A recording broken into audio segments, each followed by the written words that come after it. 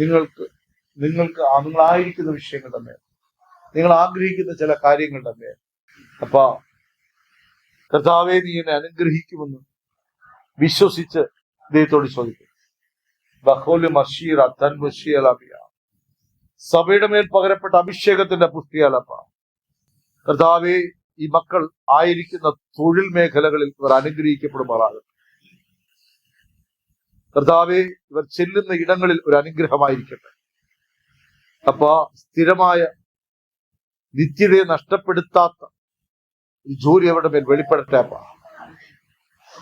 അവരുടെ ആവശ്യങ്ങളെ അങ്ങ് നടത്തണമേ എന്ന് അപേക്ഷിക്കുന്നു.